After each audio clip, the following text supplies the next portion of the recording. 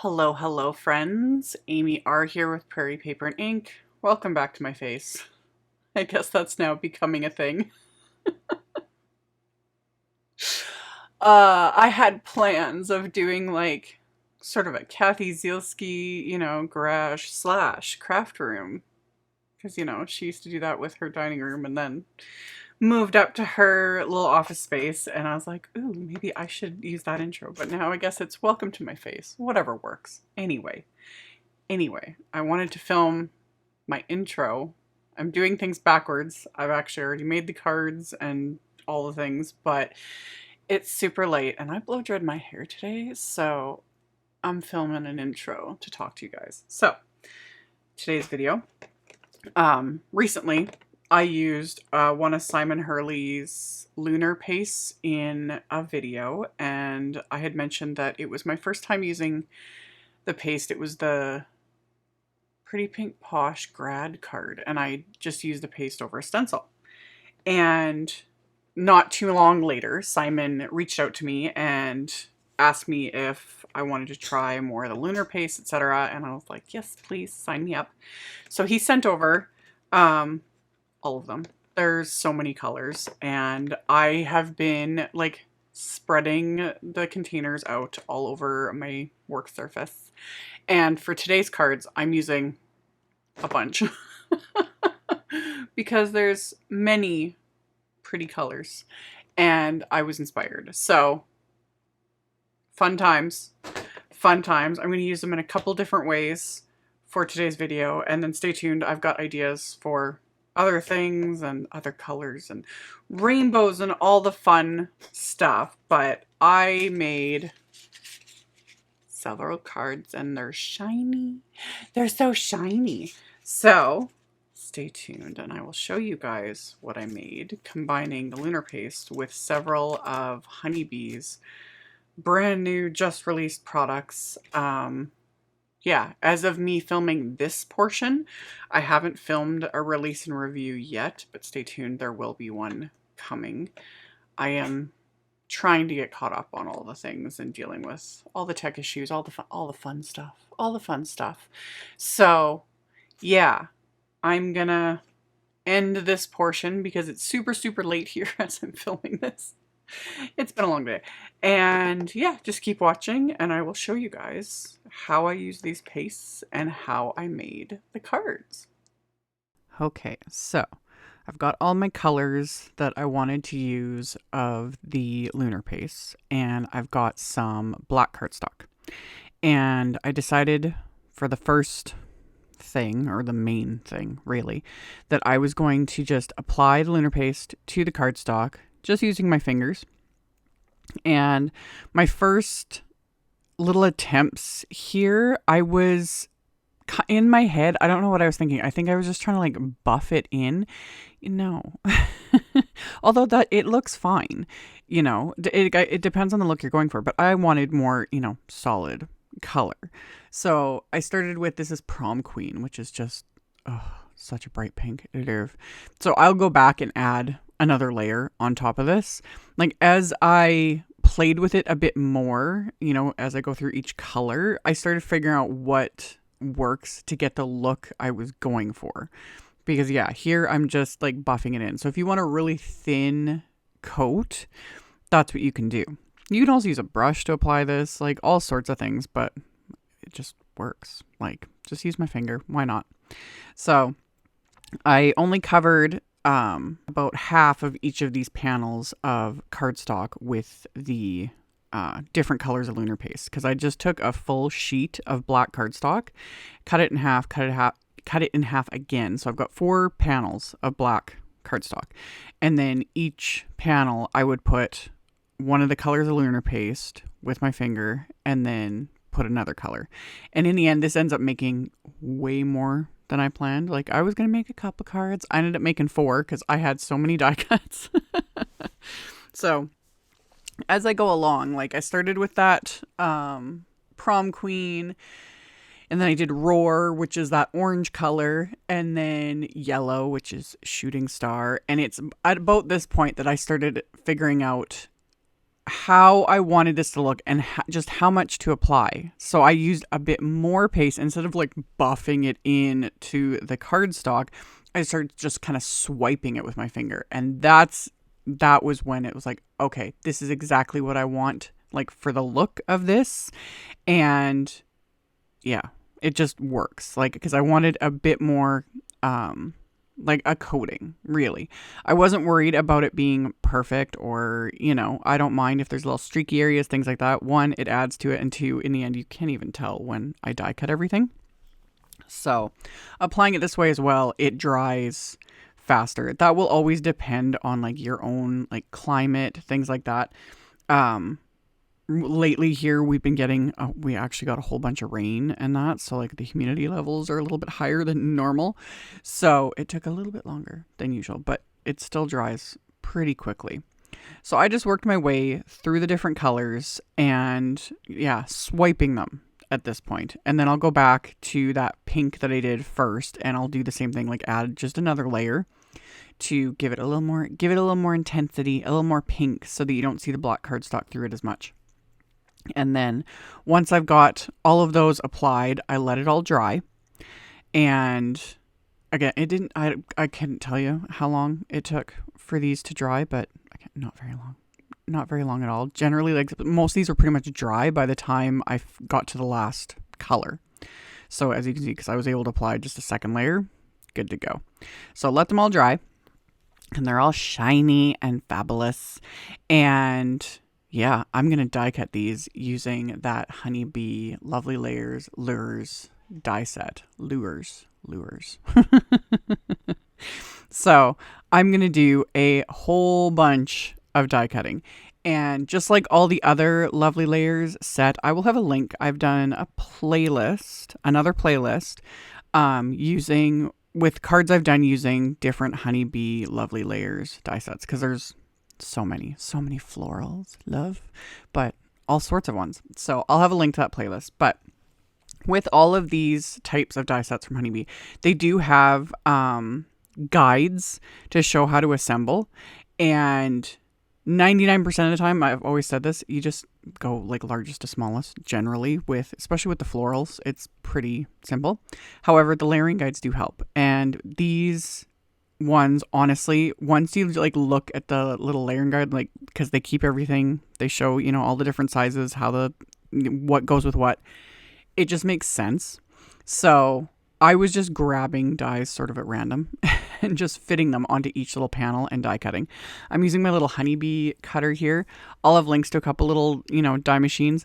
When it comes to wafer dies like this, that, you know, you've got several small pieces and you're doing lots, like multiple passes, this is where I like using my little machines, either this one or like my little Anna Griffin Empress Mini, anything like that, because it's just faster to do all the little die cuts. And then I corralled them all into little triangle trays, and I set them aside for a minute, because then I decided, I was like, you know, I want to use more Lunar paste. So I pulled out the silver, and I used Honeybee's fishnet background stencil. And I just created basically a hinge. I taped the stencil to my work surface, and then I applied, I think it's Silver Lining, is that what it's called? Yeah, Silver Lining Lunar paste. This time I'm using a palette knife, and I'm applying it over the stencil, and then I'm using the bigger scrapey tool. This one's also from Simon Hurley. You get a pack of a couple little scrapey tools and the little palette knife. So I applied it first with the palette knife, and then I used the bigger scrapey tool to just take off the excess on top of this, because you don't need very much really with most pastes. So using the larger scrapey tool helps to, if you want to smooth things out. But if you want texture, you can remove the excess with a scrapey tool, and then you can just like tap your palette knife or your fingers before removing the stencil, and you can create texture that way if you want, just depending on the look you're going for. But I just wanted to just remove the excess. So I just kept applying it, and I was working on Simon's smoke cardstock for this. And just making a big old mess, having fun, don't care. Once I'm done these backgrounds, I just take the stencil, my tools, to the sink, wash it with soap and water. It's good to go. My work surface, because it's glass, I just wiped it off, After I removed the stencil and everything, I just gave it a quick wipe down. It just came off. It was fine. So I went and did all 4 of these backgrounds with the silver lining paste and this fishnet background stencil. As I was doing this, I was like, ooh, this could also work, like, depending on the type of card you're making, this could be like a snake skin background, I think. You know? It just might work. So anyway, applied it and then set all of these backgrounds aside to dry. These took a little bit longer than applying it with my fingers because it's a little bit thicker on these panels. But again, it didn't take, I think I gave them about an hour, something, because as these were drying, this is when I take the time to assemble all of these die cut pieces. So like I said, I did a ton. And I just put them in the pieces that coordinated to build each lure. I put in just little triangle trays. And then there's a wafer die in the set, of course, that does all of the hooks. And there's also even little dies that do the little dots that you can add to like the eye area and that. So that's the tray that looks like it's got just little specks in it. That's what those are. And for the white, I die cut black cardstock. I die cut all of the pieces that I had put the lunar paste on. And then I die cut glossy white cardstock because that just, adds to it as well. And then for the hooks, I used Simon's matte silver cardstock and just went to town assembling. So I'll show each different lure. Like I said, they're super simple to assemble.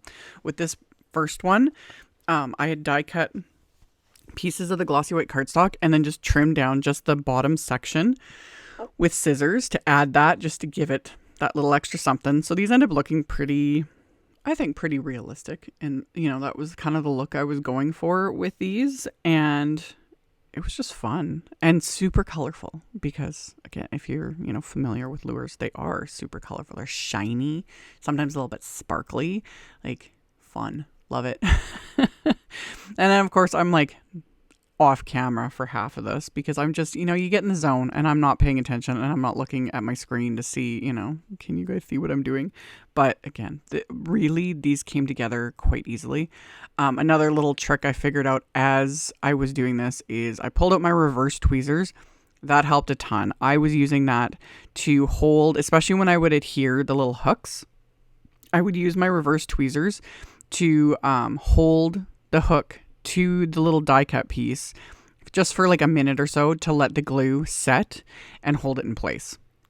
So I've got, all my little, tools because some of these pieces are pretty small, but even then it was very easy to assemble them.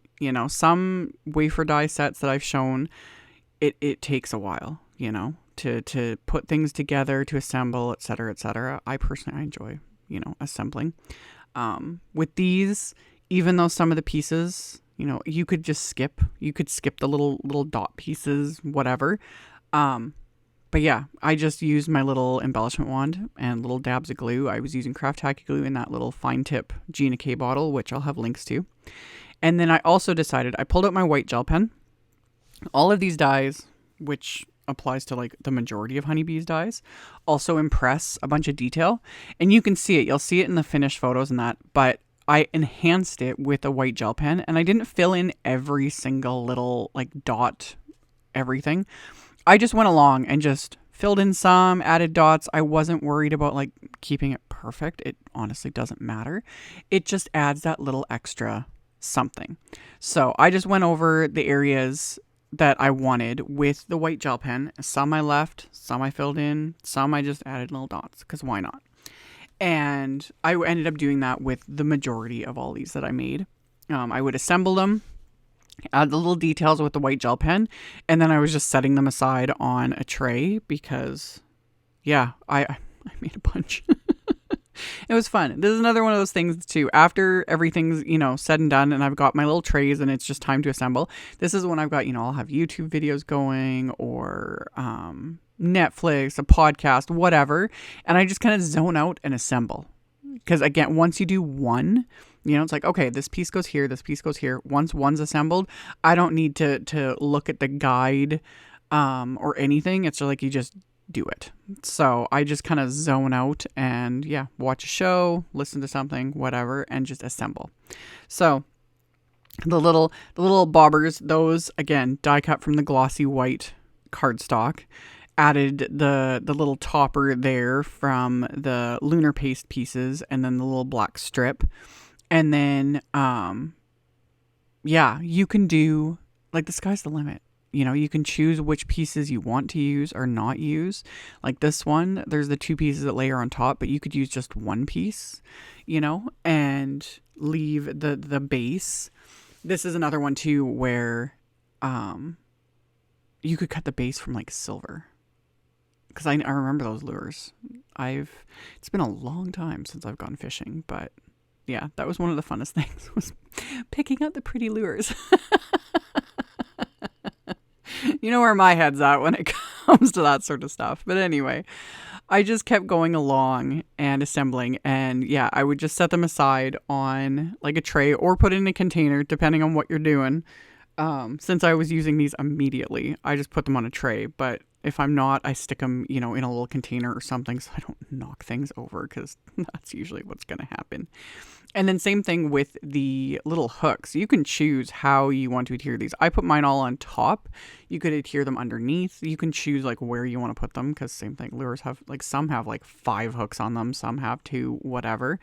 Another option I was thinking of afterwards, I was like, oh, and I have them around here somewhere, those little teeny, like those micro brads, the tiny Tim Holtz ones. Those would be fun to adhere, to attach some of the hooks, because then the hooks would wiggle, you know? I thought of that after. I kind of wish I had thought of that while I was doing this, because I would have dug, and I wouldn't have been able to find them. That's why I'm giving you guys the idea.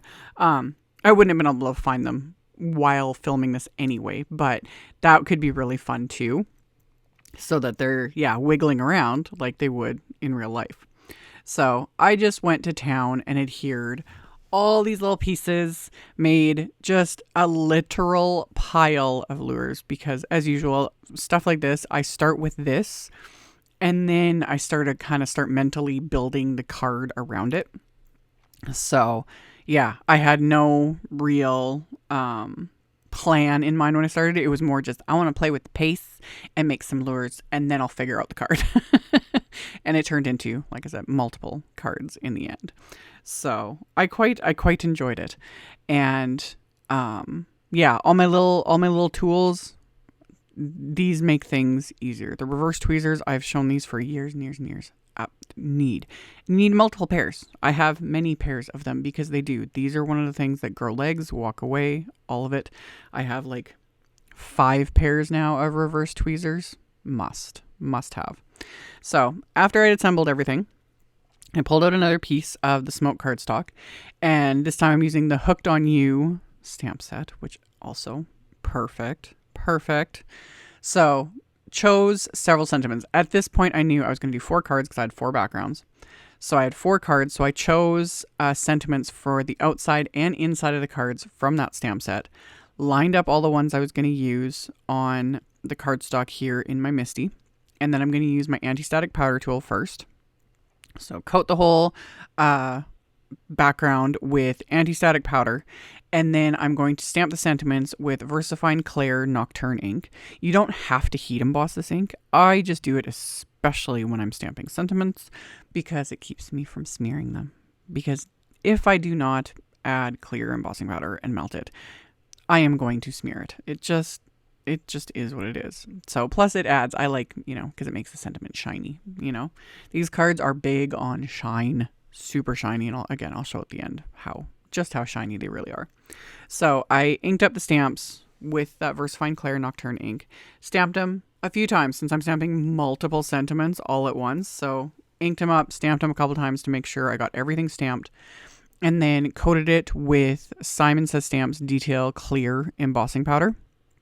Once those are coated, excess tapped off, I'll melt this with my heat tool until everything is smooth and shiny. And like always, you tilt it back and forth in the light. Any areas that look dull and grainy haven't been melted. So then I just blast that with my heat tool again, make sure everything is melted and good to go. Once that's done, I'm going to use the coordinating wafer dies, of course, to die cut all of these sentiments. And it's like a puzzle piece. When you're doing multiples, it took me a little bit to like, okay, this one goes with this one goes with this, etc. And I've also mentioned this before. I forget how long now Honeybee's been doing this, but they, on the packaging, that's why, especially with Honeybee, but I do this with all my stamps and dies. I keep the original packaging. I keep it stored in the original packaging. It's just easier and faster, and I just don't have time to bother. But anyway, with Honeybees, they have the outlines of all the wafer dies on the packaging, and especially with the sentiments, I love that, because then I know for like immediately glancing at the package, it's like, okay, everything's there. I haven't misplaced anything, because same thing, just like the reverse tweezers, little wafer dies like to just walk off, or cling to the bottom, the magnetic bottom of the Misty, or random places, things like that. So having outlines helps, because then I know I've got them all back in the package. We're good to go. So once those fishnet backgrounds were dry, I trimmed them down with just my paper trimmer to slightly smaller than an A2 card size. So they were like 4 by 5.25. And then I had like figured out my first layout, and then off camera, I finished the rest of them, of the lures, and I adhered all of them with, I'm using some waffle flower foam strips here, and I used the thinner foam strips, so they're not super, super bulky, but it pops them up a little bit, just adds a little bit of dimension.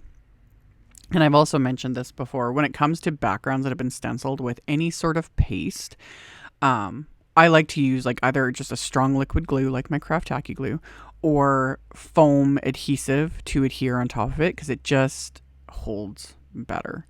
Although I do find with paste like this Lunar paste and like picket fence paste, those sorts of ones, liquid glue like adheres really well. Like adhering all those lures and pieces on top and et cetera, everything just adhered like really well.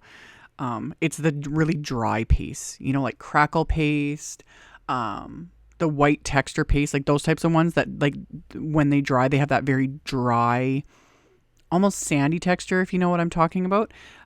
Those ones you especially need like a good strong liquid glue and foam adhesive, etc., to adhere on top of, because it's just the nature of those types of pastes. Whereas these ones have just a different finish to them. So anyway, after I got all of my card fronts assembled with the sentiments and the lures and everything, I backed these panels with Simon's Big Mama foam tape. So again, gives it a little bit of dimension, but not a lot, because this foam tape's really thin.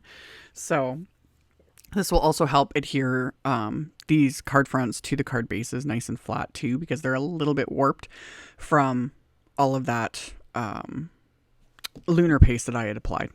So put the foam tape on the back, peeled off the backing. All my card bases are also that same smoke cardstock, and they're all top folding A2 size cards, so 4.25 by 5.5. And then I had extra lures that I'd set aside for the inside of each card, because you gotta have something on the inside, along with one of the sentiments. So those I just adhered with Craft Tacky glue, and as always, you could be done here. I was thinking about, at first I was going to add like black embellishments, like a black bling, either like gems or pearls. That would look really cute. But the delivery showed up literally as I was filming these cards, and it's the Honeybee, that's also part of like the new release. It's these Ombre pearl stickers, meant to be. They're perfect. I was like, they've got multiple colors, and they look, they just go with it. Needed, must have. So I just sprinkled these randomly. I didn't follow any rules with these, because I just stuck them wherever.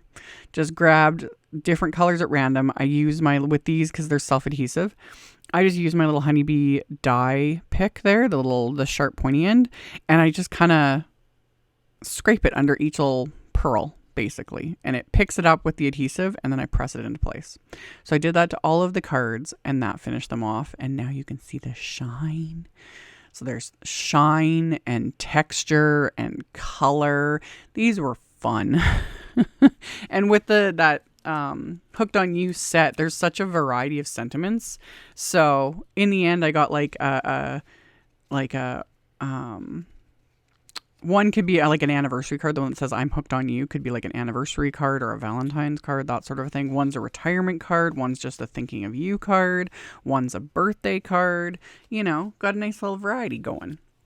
And I didn't even use all the sentiments from the set. I used like half. So, as always, I will have a link below the video to my blog post. I'll have a supply list. I'll link to all the supplies I used. This is actually also part of an Instagram hop. So if you don't follow me on Instagram, I will have a link to that in the description box below as well. You can check it out on there, leave comments, all the fun things. And then I'll have a link to that playlist I've done so far with all the different lovely layers set. So you can check that out at the end as well. Thank you all so very much for watching, for thumbs upping, commenting, subscribe if you haven't. I'd love to have you. And I will see you all very soon in the next video. Bye.